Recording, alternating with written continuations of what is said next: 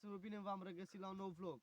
Astăzi am să filmăm un vlog Casa Bântuiți, partea a doua. Dar de data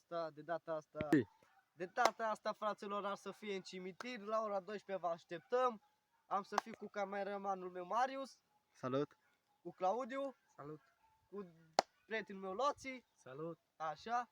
Am să mergem în cimitir, am să filmăm ce se întâmplă și vă așteptăm.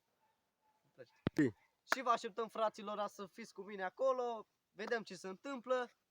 Postăm și partea a treia. Să nu uitați să vă abonați, să dați like, share-uri acolo. M-ar ajuta foarte mult.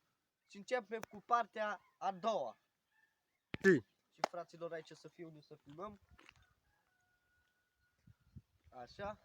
Vă așteptăm la ora 12, cum v-am zis. Și, fraților, am ajuns la locul unde filmăm. Acesta va fi locul unde filmăm, partea a doua. Seara la 12 am să venim și vă arătăm. Ne facem curaj, venim, filmăm cam tot cimitirul, vedem că cum iasă, filmăm tot ce se întâmplă în cimitir. Vă aștept de seară la ora 12.